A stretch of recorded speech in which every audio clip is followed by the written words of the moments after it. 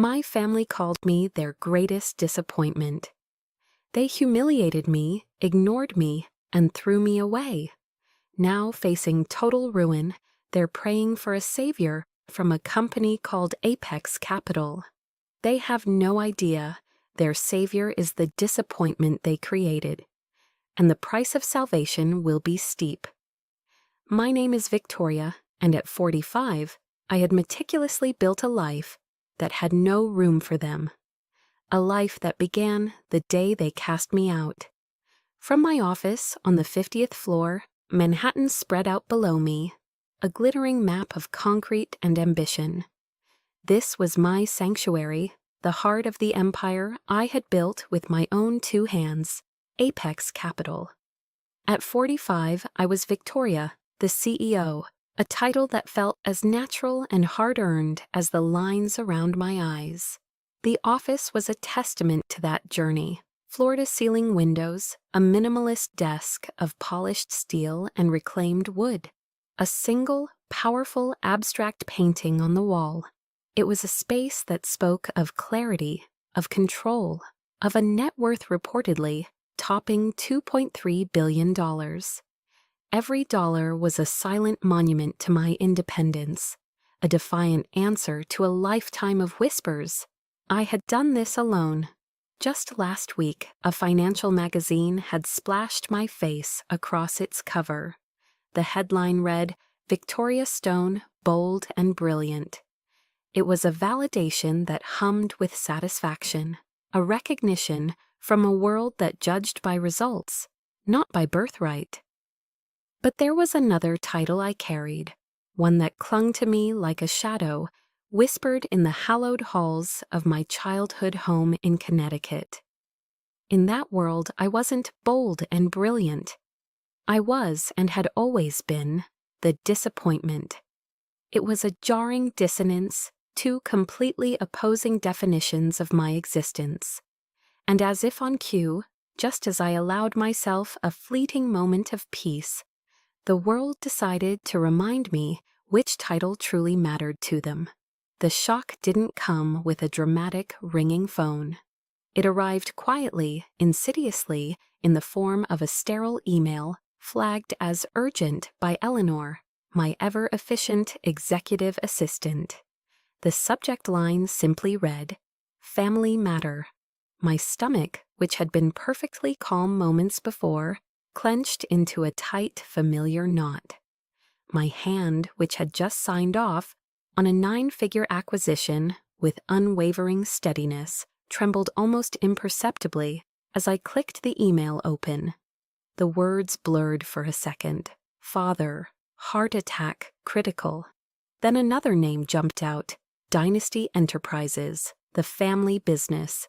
The gilded cage I had escaped, or rather been pushed from, over a decade ago. It was in crisis. I drew a sharp, shaky breath, forcing myself to reread the lines, to absorb the cold, hard facts. Eleanor, in her quiet, thorough way, had already attached a preliminary brief.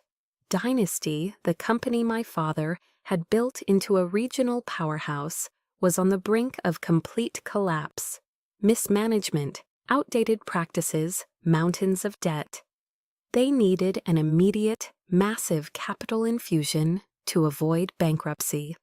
The words were a hammer blow, but the final sentence was the one that made the air leave my lungs. Apex Capital was on a short list of potential investment firms. They were desperately trying to contact for a bailout. My firm. The irony was so thick I could taste it, bitter and metallic. The family who had written me off, who had dismissed my ambition and ignored my talent, was now, unknowingly, looking to me for their salvation. They had no idea Victoria, the disappointment, was the V-stone at the helm of Apex Capital. They were reaching out for a lifeline, completely unaware that the hand holding it was the very one they had refused to take for so many years. Another email pinged. This one was direct, from my brother's assistant. A formal invitation. No, a summons. an emergency family meeting at the house in Connecticut. Tomorrow morning, every instinct I had honed over the years, the ruthless efficiency that had built my fortune, screamed at me to hit delete, to let them sink in the mess they had created. Let the architects of my pain face the consequences of their own short-sightedness. But beneath the layers of steel-plated armor, something flickered. The memory of my mother, her quiet strength, her silent encouragement, the simple gold ring she'd given me, which I now wore every day. Was this about saving them? No. It was about facing them. It was about confronting the ghosts of my past, not as the child they remembered, but as the woman I had become. I typed a brief reply to Eleanor. Clear my schedule, I'm going. Not as Victoria Stone, CEO of Apex, just as Victoria, the forgotten daughter. The preparation was a ritual of quiet determination. I bypassed the power suits I wore for board meetings in favor of something more subdued. A simple, exquisitely tailored pantsuit in a deep charcoal gray. It spoke of success, but didn't scream it. It was armor, but a different kind. As a final touch, I twisted the small sapphire ring on my finger. My mother's ring. A reminder of the only person in that family who had ever truly seen me. The drive north from my apartment in the city, heading towards the familiar green landscapes of Connecticut, felt like a journey into the past. Every highway exit, every town sign, Stamford, Greenwich, was a step back in time. The city lights of my new life receded in the rearview mirror, replaced by the encroaching shadows of the old one.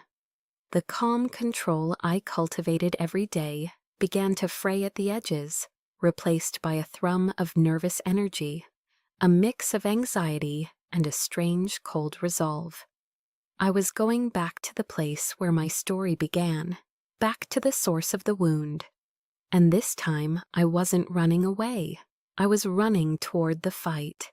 As I drove, the familiar green canopy of the Merritt Parkway arching overhead, the polished control of my Manhattan life seemed to peel away with every mile. The news from Chapter 1, my father's heart attack, Dynasty's collapse, was a present-day crisis, but its roots ran deep into the rocky soil of my past. Why did their disaster feel so personal, so pointed? Because it was the culmination of a lifetime of quiet dismissals, of being told in 1,000 different ways that I was not enough. The memories, unbidden, began to rise like ghosts from the roadside mist. I was 8 years old. While my brothers, Patrick and Spencer, were glued to Saturday morning cartoons, I was fascinated by the cryptic language of my father's world. I'd sneak into his mahogany-paneled study and pore over annual reports and issues of the Wall Street Journal, captivated by the way columns of numbers could tell a story of success or failure. One afternoon, he found me at his massive desk, a thick financial statement spread open, my small finger tracing a line of revenue. He chuckled, a dry, patronizing sound. "What's this, my little princess, trying to run the company?" I tried to explain my genuine curiosity, the thrill of understanding. He just patted my head. "This is no place for little girls, Victoria. Why don't you go play with your dolls?" He didn't mean it to be cruel. To him, it was just the natural order of things. But his words were the first bricks in a wall that would grow taller with each passing year. At 12, my interest had sharpened into insight. I saw a clear inefficiency in Dynasty's supply chain, a logistical flaw costing them time and money. I spent a week charting it out, gathering data, preparing a simple but clear presentation. My heart hammered with nervous hope as I approached him in his study. I laid out my case. He didn't even look up from his paperwork. "That's nice, Victoria. Run along now, I'm busy." It wasn't a debate. It was a dismissal, my analysis, my effort, my mind, all rendered invisible in an instant. The contrast with my brothers was a constant, grinding injustice. Patrick, the eldest, was the designated heir, his path paved with forgiveness and low expectations. I vividly remember him, at 20, championing a disastrous new venture that cost the company a reported $2 million. My father's response? A sigh and a public declaration that it was a valuable learning experience. That same month, I had poured weeks into a detailed analysis of the emerging healthcare logistics sector, a massive, untapped market with huge potential for dynasty. I presented the thick binder to my father. He glanced at the cover, snorted, and without reading a single page, tossed it into the wastebasket beside his desk. Patrick's multi-million-dollar mistake was an investment in his education. My meticulously researched opportunity was trash. Spencer, the charming middle child, floated above it all, effortlessly winning the social approval that I worked so desperately for and never received. Despite it all, I stayed. I worked at Dynasty through my early 20s, not out of loyalty, but out of a stubborn, desperate need to prove them wrong. I took the grunt work, the jobs no one else wanted. I clocked 80-hour weeks, buried in spreadsheets and operational details. I converted their ancient accounting system to a modern digital platform, saving thousands in labor costs. I personally landed 3 major international clients, expanding their reach beyond New England. My initiatives directly led to a 43% profit increase in my division. My reward for all this? Silence. Not a single word of praise, no bonus, no public acknowledgement. Just the gnawing, soul-crushing feeling that no matter how hard I worked, how much I achieved, it would never be enough to change their perception of me. I was still just the disappointment, a girl playing in a man's world. That's the part that truly hollowed me out. It wasn't just the lack of recognition, it was the profound loneliness of being fundamentally unseen by the very people who were supposed to know and love you best. They were my family, yet they had no idea who I was. They saw a daughter, a sister, someone to be managed and kept in her place. They refused to see the strategist, the analyst, the leader who was working herself to the bone in their own building. The deep-seated resentment, the feeling of being an outsider in my own home, became a constant companion. How could they be so blind? How could they look at my tangible results and see nothing, yet look at Patrick's failures and see a bright future? The weight of it all became unbearable. I was sacrificing my youth, my energy, my very sense of self for a family that would never value my contribution. I looked in the mirror one morning, exhausted and emotionally drained, and asked the question that would change my life. If I could never be enough for them, could I be enough for myself? What would happen if I stopped seeking their approval and started building my own? If they wouldn't give me a seat at the table, what if I just built my own damn table? The thought was terrifying and leap into a void, but for the first time in a long time, beneath the fear and the exhaustion, I felt a flicker of something else, a dangerous, exhilarating spark of hope. The question that had taken root in my soul, what if I built my own table, was no longer a hypothetical. It became a necessity. The final crushing blow came not with a shout, but with a quiet, devastating pronouncement in the Dynasty Enterprises boardroom. I was in my late 20s then, still foolishly believing that my tireless work and proven results would eventually crack the wall of their prejudice. My father, standing at the head of the long mahogany table, announced the company's succession plan. He spoke of the future, of leadership, of legacy. Then he looked at everyone but me. "It is tradition," he stated, his voice unwavering, "that Dynasty has always been led by a man, and that tradition will continue." He named Patrick as his successor. Patrick, my brother, whose learning experiences had cost the company millions. The room was silent. In that moment, the ceiling of my ambition didn't just crack, it shattered. The humiliations that followed were swift and brutal. My new role was to report directly to Patrick. His first act as my new boss was to reassign my largest, most profitable clients, the ones I had personally landed and nurtured, to his own team. The final petty cruelty was the relocation of my office. My small but functional space was needed for one of his old college buddies. My new office, a converted storage closet on a lower floor. It was a cramped, windowless box that smelled faintly of dust and old paper files. Sitting there, under the flickering fluorescent light, I felt the last of my resolve crumble. This wasn't just a demotion, it was a deliberate, calculated act of erasure. But in that dark, airless room, something unexpected happened. The years of deep-seated resentment, the pain of being constantly overlooked, didn't crush me, it hardened me. The tears I thought would come never did. Instead, a cold, clear certainty settled in my gut. I was done.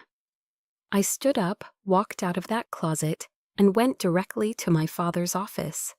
I didn't say a word. I simply placed my letter of resignation on the polished surface of his desk. He looked up, his face a mixture of shock and confusion. For the first time, maybe ever, he had no script for this. I didn't wait for a response. I turned and walked out of that building for the last time, feeling not sadness, but a vast, terrifying, and exhilarating sense of emptiness. As I walked towards the elevators, a young analyst named Chloe, one of the few who had seen my work and recognized the injustice, hurried to catch up. She spoke in a hushed, fierce whisper. "They don't deserve you, Victoria. They're going to regret this." Her words, a small act of rebellion in that toxic environment, were like a flicker of light in the darkness. It was the only validation I received that day, and it was the only one I needed. My new life began with the few $1,000s I had in savings and the small inheritance my mother had left me. That money felt sacred, the only unconditional gift I had ever received from that family. My first act was to legally change my name. I shed the family name that had been both a privilege and a cage. I chose the name Stone. It felt right, solid, a foundation, something I could build on that was entirely my own, something no one could ever attribute to nepotism or family fortune. Apex Capital was born in a tiny rented office above a New York deli. The team consisted of me and two bright, hungry college students who were willing to work for pizza and the promise of experience. The 80-hour weeks I had once given to Dynasty, I now gave to myself. The work was grueling, the pressure immense. There were days I lived on coffee and sheer willpower, moments I was so terrified of failure that I could barely breathe. But every small victory was electric. Our first client, our first profitable quarter, the day we hired our first full-time employee, we were building something from nothing, fueled by a shared belief and an underdog's tenacity. The growth was slow at first, then explosive.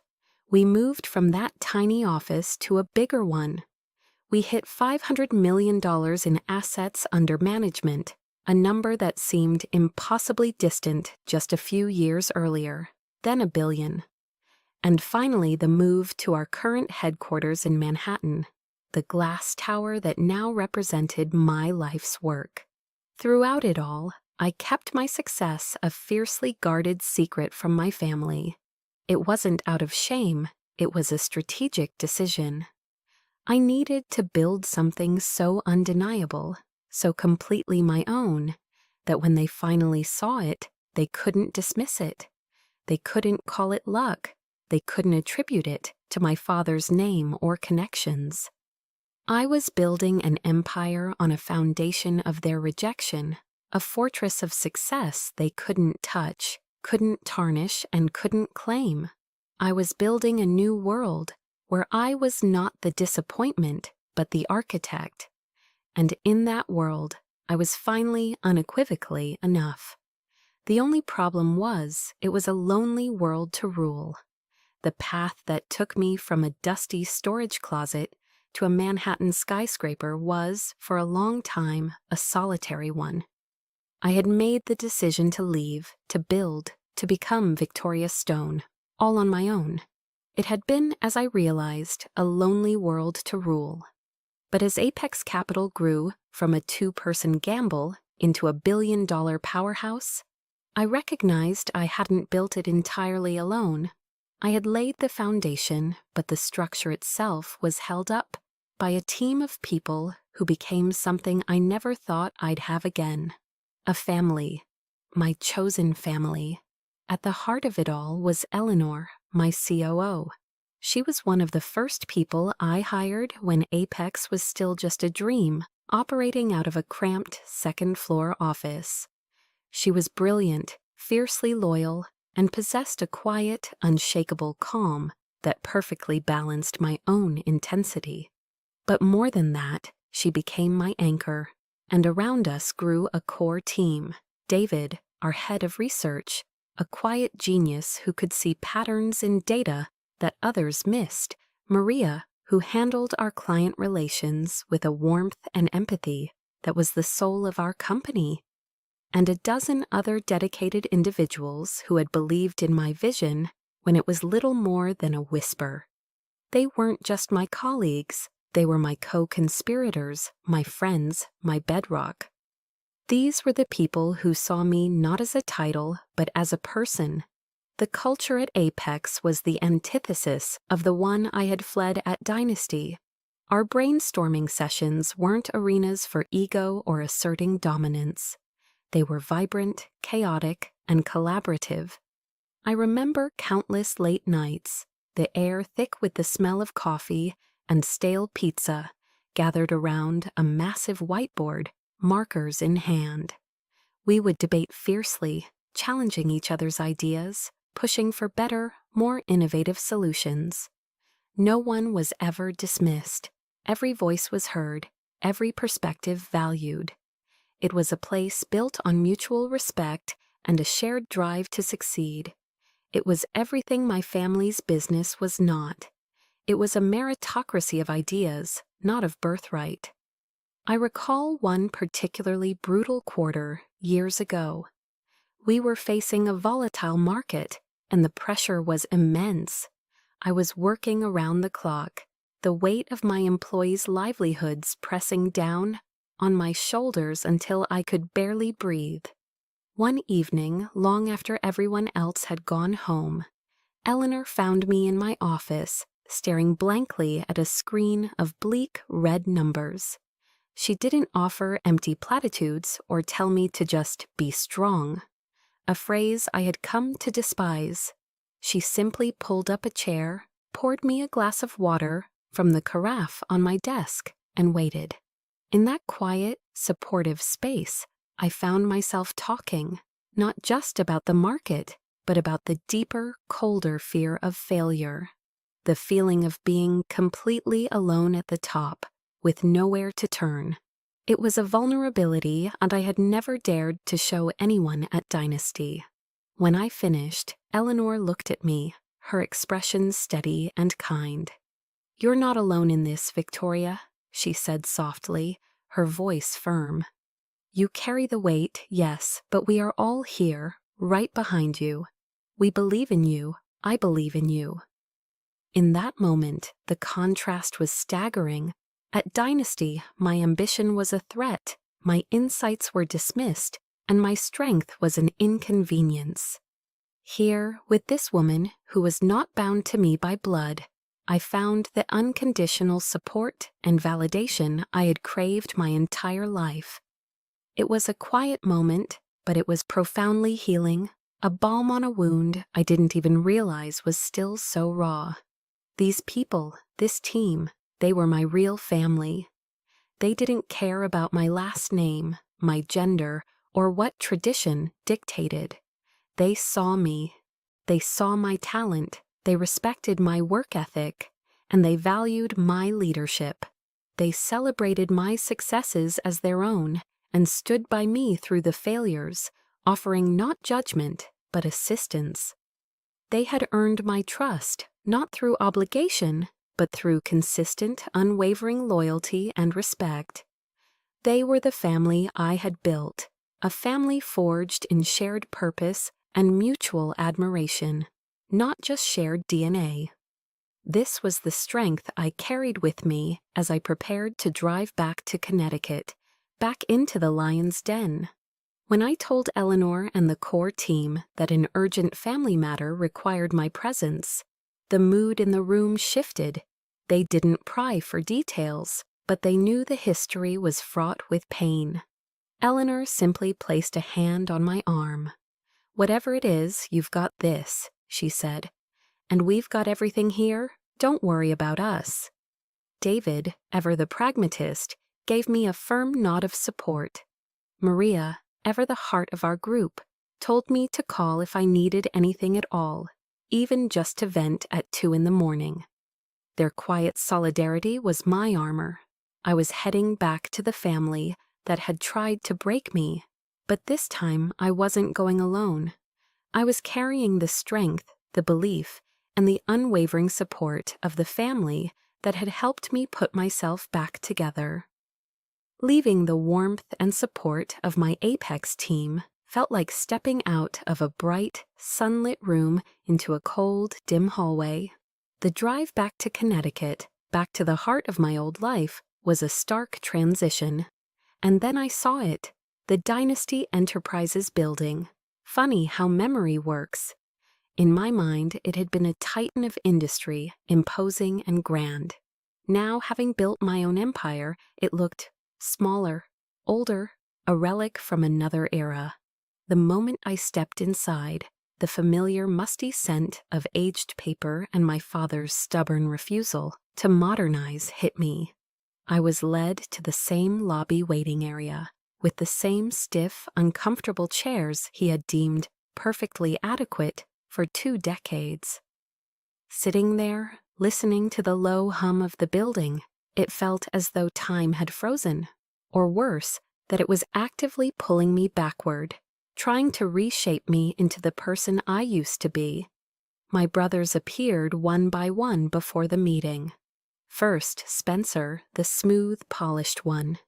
He gave me an awkward, fleeting smile. "Victoria, wow, look at you, been a while?" His attention was already back on his phone before I could even reply. Superficial, unchanged. Then came Cameron, the youngest, the quiet observer. His face lit up with genuine surprise. "Victoria, you actually came." He asked how I was, where I was living. Real questions that hung in the air like a foreign language in this place. It was a brief, welcome flicker of warmth. And then Patrick strode in, radiating a false confidence that set my teeth on edge. He offered a condescending nod in my direction. "Victoria, good of you to tear yourself away from whatever it is you do these days." The dismissal was instantaneous, a casual flick of the wrist that invalidated a decade of my life. He immediately launched into a monologue about the company's temporary challenges, brushing off any concerns with a wave of his hand. It was the same arrogant bluster that had cost Dynasty millions, the same unearned self-assurance that had driven me away. The old resentment, a familiar burn, started to smolder in my chest. That evening, we gathered for dinner at my father's house. He looked frail, diminished by his illness, but the stubborn pride in his eyes was still there. The air in the formal dining room was thick with unspoken tensions. A beautiful roast beef sat on the table, surrounded by mashed potatoes and green bean casserole. But the food was tasteless in my mouth. Patrick, of course, held court. He pontificated about his brilliant plans to save the company, rattling off strategies and potential investors. He spoke as if he were a general commanding a difficult but winnable war. No one asked me a single question about my life. Not about my work, my home, my successes or failures over the past 10 years. In their eyes, I was not Victoria Stone, CEO. I was just Victoria, the prodigal daughter who had reappeared, a ghost at their banquet of denial. To them, I was invisible. Feeling the walls of their indifference closing in, I excused myself early, claiming fatigue from the drive. As I walked down the quiet, carpeted hallway toward the guest room, I heard voices from my father's study. The door was ajar. It was Patrick and my father, their voices stripped of the evening's bravado. "It's worse than I let on, Dad," Patrick said, his voice tight with panic. "The numbers, they're catastrophic. We're days, maybe hours, away from defaulting on the loans." My father's reply was a weak, tired sigh. "The investors? Anyone bite?"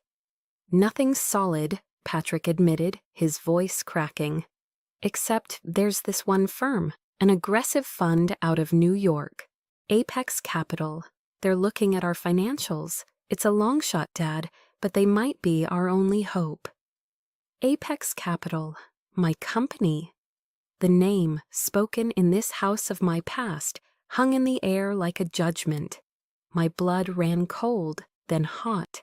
They were pinning their last, desperate hope on the very person they had systematically broken and cast aside. The irony was a physical blow. The simmering resentment I'd felt all day, the exhaustion from their casual cruelty, erupted into a silent, white-hot rage.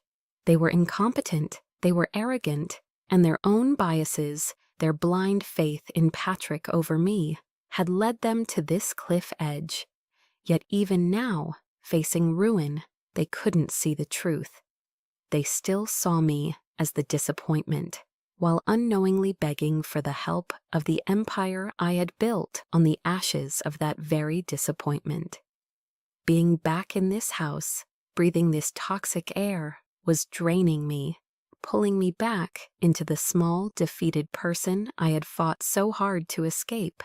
But hearing that conversation, that desperate, pathetic confession, changed everything. The anger burned away the fatigue, forging my exhaustion into a cold, hard, and decisive purpose. The anger I'd felt after eavesdropping on my father and Patrick didn't dissipate overnight. It settled into a cold, hard knot in my stomach. The next morning, the day of the crucial meeting with potential investors, a meeting where they unknowingly hoped to appeal to me, I arrived at Dynasty Enterprises early. The atmosphere was one of quiet, controlled chaos. Patrick was barking orders, his face slick with a sheen of nervous sweat. I watched from a distance as he fumbled through a final rehearsal of his PowerPoint presentation. The slides were a mess, inconsistent formatting, contradictory data points, and a key financial projection that was so wildly optimistic it bordered on delusional. It was amateur hour, a desperate attempt to put a positive spin on a catastrophe. I saw my younger brother, Cameron, frantically trying to correct a glaring typo on a summary chart. He looked stressed, out of his depth. A flicker of old instinct, the one that always tried to fix things, surfaced. I walked over. "Cameron," I said quietly, "that projection on slide 10 doesn't align with the Q3 revenue data. You might want to—" "We've got it handled, Victoria." Patrick's voice cut through the air like a whip. He stepped between me and Cameron, his posture radiating arrogance. "We don't need your help. This presentation has been vetted by real financial experts." The emphasis on real was a deliberate, targeted insult. It was a clear message. You are not one of us. You are not a real expert. You are an outsider. The pain of that dismissal was sharp, but what came next was the final, unforgivable blow. As the first of the investors began to arrive, Patrick walked over to me, his face a mask of false politeness. "Victoria, we're going to need this space for the actual stakeholders," he said, gesturing to the chair I was sitting in. "There's another room for you, this way." He led me down the hall, his hand on my back, a condescending, dismissive pressure. My stomach churned with a sense of horrifying déjà vu. He stopped in front of a familiar door. He opened it and gestured inside. The storage closet, my old office.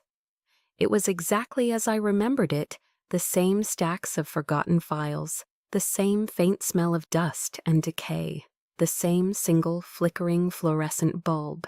He was literally putting me back in the box he had created for me a decade ago. Something inside me snapped. Standing in that cramped, humiliating space, the years of pain, the thousands of hours of unacknowledged work, the constant grinding dismissals, it all coalesced into a single explosive point of white-hot rage. It wasn't just sadness anymore. It wasn't just disappointment. It was a fury so pure and so powerful, it burned away every last shred of hope I had that these people could ever change. They hadn't just forgotten me. They had learned nothing. They were still the same arrogant, incompetent men who had thrown me away. This wasn't just an insult, it was a declaration that in their eyes I had not moved an inch. My eyes scanned the room, looking for an escape, for a way to channel the storm raging inside me. And then I saw it. Tucked behind an old filing cabinet, a stack of bound financial reports that looked out of place. They weren't the glossy, sanitized versions they handed out to the public. These were internal drafts, covered in scribbled notes. My heart hammered against my ribs. I picked one up. My fingers, now steady with adrenaline, flipped through the pages. My breath caught in my throat. The situation was far, far worse than I had overheard. It wasn't just incompetence. The numbers were manipulated. The losses deliberately obscured. The projections were pure fiction. This wasn't just a failing company. It was a house of cards built on a foundation of lies, and Patrick's signature was on every fraudulent page. In that dusty, forgotten room, the victim died. The woman who had spent her life craving their approval vanished. The anger that had been a burning fire transformed into something colder, harder, and infinitely more dangerous: purpose. This was no longer about wanting them to see me. It was no longer about proving my worth. This was about justice. It was about exposing the truth, not just for my own vindication, but for the legacy of the company my father had once built, before his own biases and his son's greed had driven it into the ground. A new chilling calm settled over me. They thought this little room was my prison. They had no idea it had just become my armory. I held the incriminating documents in my hand, the weight of them both a burden and a weapon. My internal monologue was no longer a question, but a statement, a vow. This time, I'm not walking away in silence. This time, I'm not the one who will be erased. They want to meet with the head of Apex Capital? Fine. I'll give them a meeting they will never forget. I'm going to show them and the entire world exactly who the disappointment really is. The rage that had erupted inside me in that dusty storage closet didn't consume me. It clarified me. The victim who had been shoved into this room was gone. In her place stood a CEO, a strategist, a woman holding a stack of evidence that felt as heavy and as powerful as a weapon. The vow I made in the previous chapter wasn't an emotional outburst, it was the beginning of a cold, calculated strategy. And the first step was to understand the battlefield. I leaned against a rickety filing cabinet, the smell of old paper a strange counterpoint to the high-stakes game unfolding.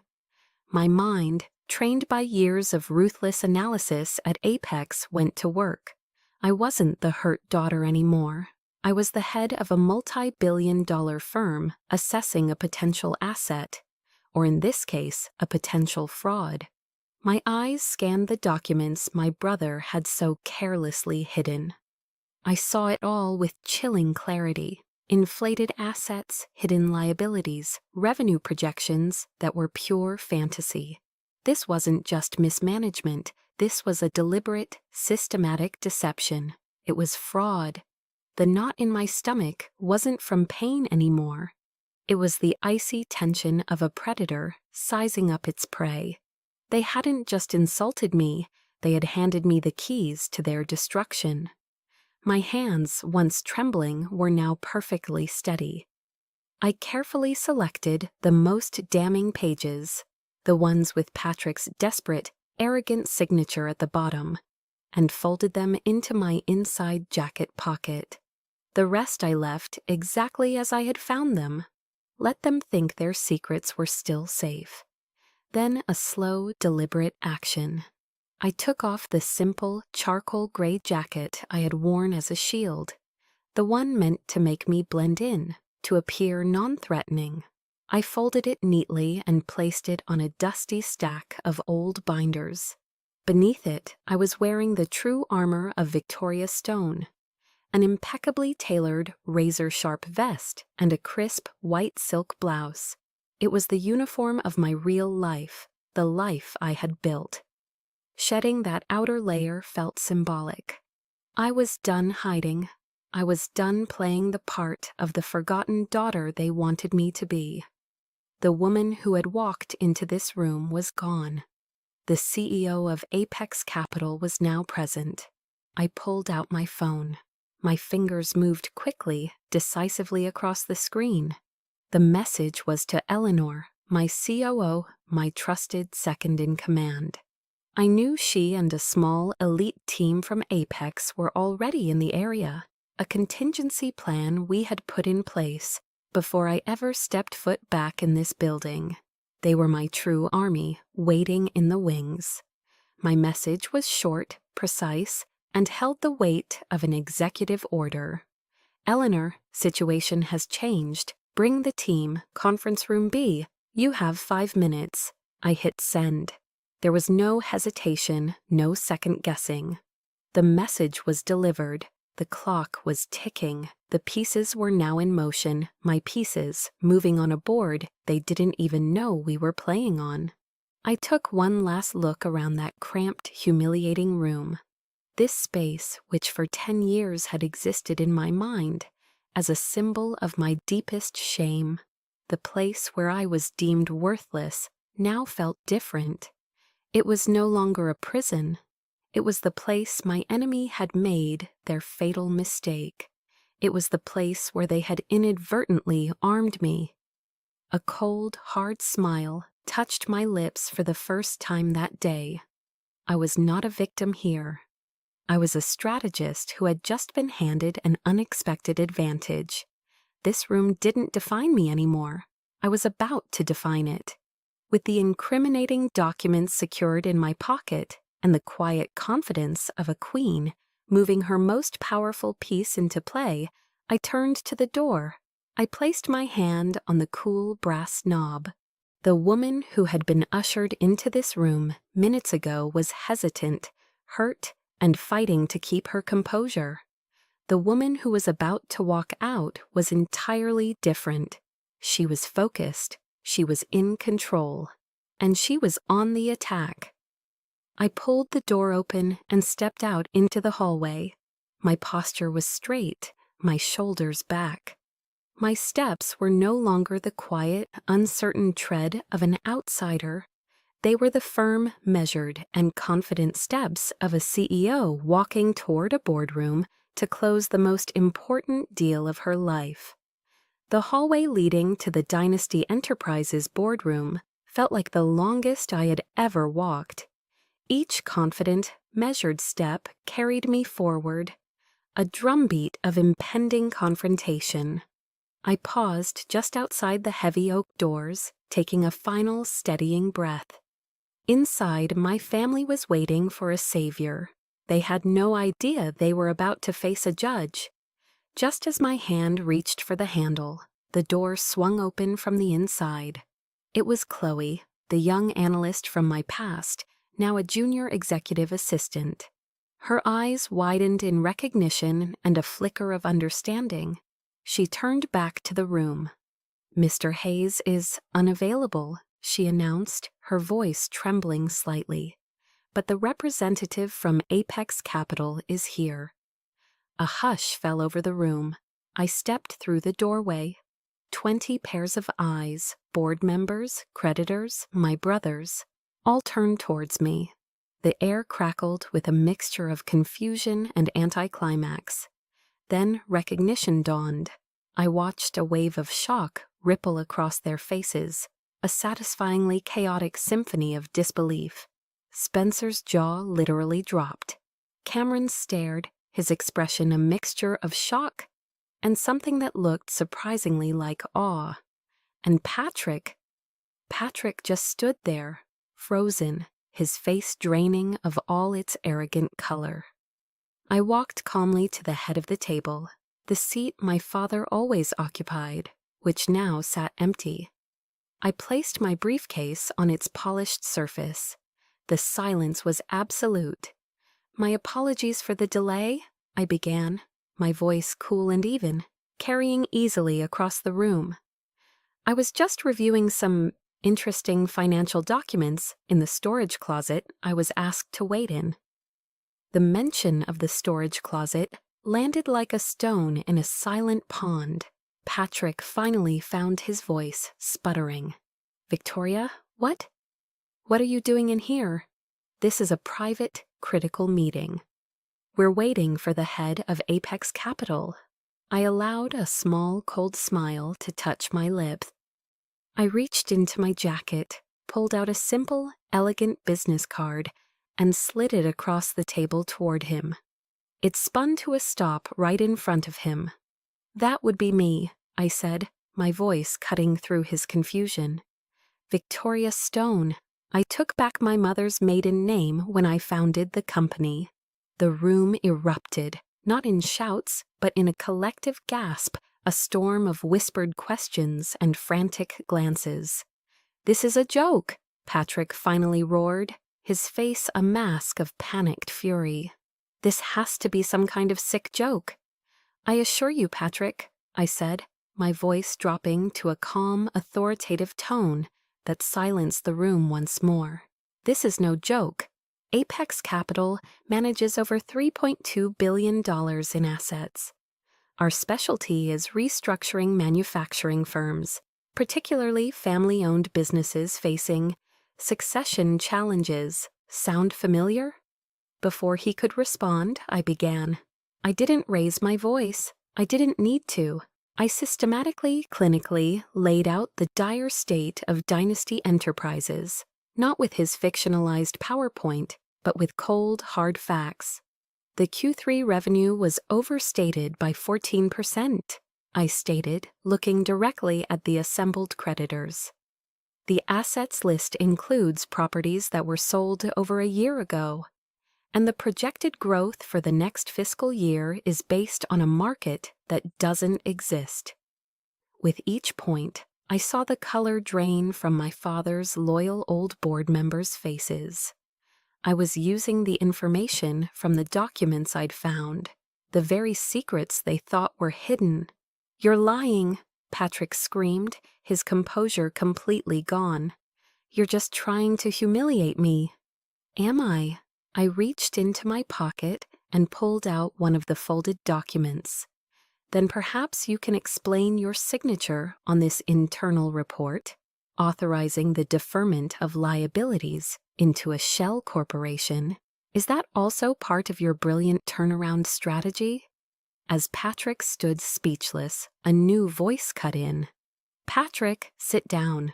It was Cameron. He looked pale, but his voice was steady. Let her speak.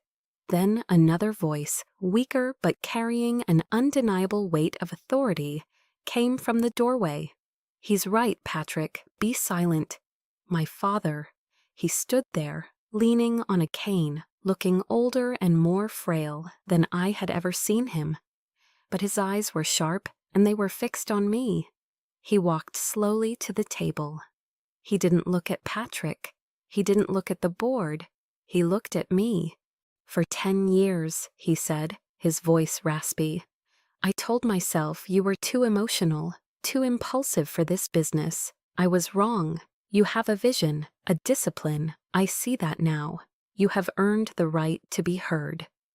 The words, the validation I had once craved, felt strange and distant, an echo from a life I no longer lived. They didn't heal the old wounds, but they cleared the air for what came next. I turned back to the room, my voice once again all business. Apex Capital has a proposal, I announced. We will inject the necessary capital to save this company from bankruptcy. In return, Apex will take a controlling 65% stake. We will oversee a complete restructuring of the board and executive leadership. I let my eyes drift to Patrick and Spencer. And we will refocus the company's core product line based on market realities, not sentiment. I paused, letting the weight of my terms settle. This is not a hostile takeover, this is a rescue. And a rescue requires drastic change. A heavy silence descended. The fate of Dynasty Enterprises hung in the balance, resting on the decision of the man who had created it, the man who had broken me. My father looked at Patrick's furious, defeated face.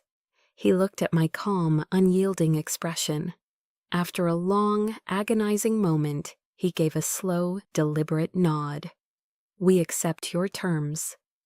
The moment my father uttered the words, "We accept your terms," a strange silence fell over the boardroom. The battle was over. I had won. As I gathered my things, the reactions of my brothers painted a vivid picture of the new reality. Patrick was catatonic, his face a mask of stunned, impotent rage. He stared at me with pure hatred, the look of a dethroned king. Spencer, ever the opportunist, rushed to my side as I walked towards the door, his voice a low, conciliatory murmur. Victoria, we should talk. I always knew you had it in you. We can be allies in this. I didn't even break my stride. I looked at him with the same cold indifference he had shown me my entire life. All communication will go through my team, I said, and walked on. As I passed Cameron, he didn't speak. He just caught my eye and gave a small, almost imperceptible thumbs up. A silent acknowledgement, a quiet congratulations. It was the most honest communication I'd had with a family member all day. Returning to the presidential suite at the hotel, which my team had converted into our temporary command center, felt like surfacing for air after being underwater for too long. The adrenaline from the confrontation began to fade, leaving a strange cocktail of emotions in its wake. There was the undeniable, satisfying thrill of victory, the catharsis of finally speaking my truth and seeing it land with the force of a bomb. But beneath the triumph, there was a surprising, unwelcome layer of something else, a complex, hollow ache. Maybe it was the sight of my father, so frail and defeated. Maybe it was the sheer scale of the mess I was now inheriting. The win felt less like a celebration and more like the end of a long, exhausting war. Eleanor and the Apex team were waiting. They had watched the entire meeting via a discreet video link. When I walked in, they didn't cheer. They understood this was more than just a business deal. Eleanor handed me a bottle of water. "You did it, Victoria," she said, her voice a mixture of pride and professional concern. "But now the real work begins." She gestured to a screen displaying a preliminary analysis of the documents I'd sent over. "The financial situation is even worse than we projected," she said grimly. "The fraudulent reporting. This goes beyond simple mismanagement. There could be criminal charges. From a purely business perspective, the smart move is to walk away. This company is a toxic asset." She paused, her gaze softening. "But I also know this is your family." An hour later, there was a soft knock on the door of the suite. It was my father. He stood in the doorway, looking smaller than ever, without the backdrop of his boardroom. He seemed to have aged a decade in a few hours. I led him to a chair, an unspoken truce hanging in the air. He sat, his hands resting on his cane. "I am sorry, Victoria," he began, his voice raspy but clear. "I am sorry for the past, for all of it." He looked at me, his eyes filled with a weary regret. "I was a fool. I was bound by tradition, by my own stupid pride. But the truth is, I was afraid of you." He let out a dry, humorless chuckle. "I was afraid of your talent. I saw your drive, your vision. And I was afraid you would build something that would make my life's work, my legacy, look small. And you did." He took a deep, pained breath. "My health, it's worse than I let on. Much worse. This company, Dynasty, it's all I have to leave behind." I listened, my expression unreadable. The apology, the one I had once thought I would give anything to hear, landed strangely. It was validation, yes, but it couldn't erase the decades of scars. The pain was too deep, the patterns too ingrained. I could accept his apology, but I couldn't forget the cause. When he finished, I didn't offer comfort or easy absolution. I drew a new line in the sand, one made of steel, not sentiment. "I hear you," I said, my voice calm and steady. "And I appreciate your honesty. But from this moment forward, our relationship has to change. The emotional manipulation, the family guilt, that's over." I leaned forward, my voice dropping to a professional, non-negotiable tone. "All business matters regarding Dynasty will be handled through my COO, Eleanor, and the Apex team. They will conduct a full, comprehensive due diligence over the next 48 hours. We will have a forensic accounting team go through every book, every ledger. When they are finished, they will present me with their findings." I stood up, signaling the end of the conversation. Then and only then will I make my final decision on whether this rescue is even possible. "There are no more family discounts, Dad. This is business now." He simply nodded, a flicker of his old, stubborn pride mixed with a new, weary acceptance. He had come for forgiveness, for a daughter's comfort. Instead, he got a CEO's terms. And for the first time in my life, I knew he finally, truly respected me for it. The 48 hours that followed my confrontation with my father were a whirlwind of intense, around-the-clock work. My Apex team, led by Eleanor, descended upon Dynasty's books with surgical precision. The final due diligence report they presented was grim, confirming not just gross incompetence, but deliberate, actionable fraud orchestrated by my brother Patrick. From a purely financial standpoint, Dynasty Enterprises was radioactive. But standing there, in that hotel suite that had become our war room, looking at the wreckage of my father's legacy, my decision became clear. I would save it. Not for them, not for the family that had cast me out, but for the core of what the company once was, the foundation my father had built before his judgment was clouded by bias. And perhaps most importantly, to prove to myself that I could turn the very thing they deemed worthless into gold. The terms were absolute, ironclad. Apex took controlling interest. Patrick and Spencer were removed from all executive positions, and the board, their shares diluted to near insignificance. A new management team, handpicked by me, would be installed. It wasn't a negotiation, it was the terms of surrender. And they accepted. 2 years have passed since that day. The view from my office at Apex is still the same, but I see it differently now. The frenetic energy of my past, the constant, driving need to prove my worth, has softened into a quiet, steady confidence. I am no longer just a CEO. I am a builder, a restorer. Under the management of Apex, Dynasty Enterprises, now rebranded as Dynasty Innovative, has been stripped down, rebuilt, and is thriving. We salvaged the good, discarded the rotten, and infused it with the meritocratic, forward-thinking culture that defines Apex.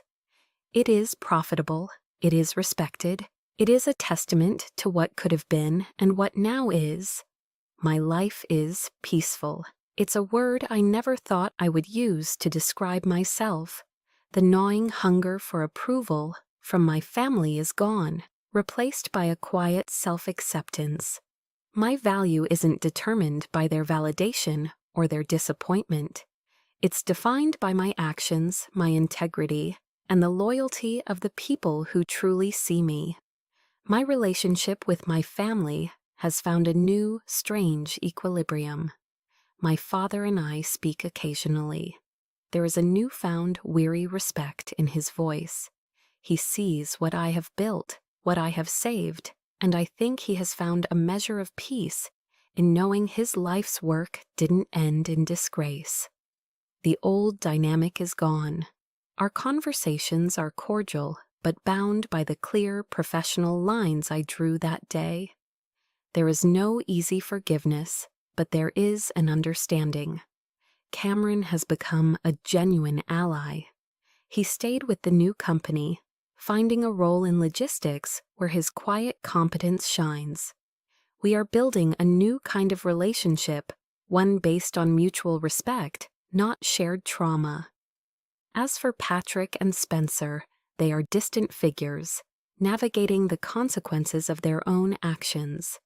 There is no reconciliation, only the quiet reality of a new world order they were forced to accept.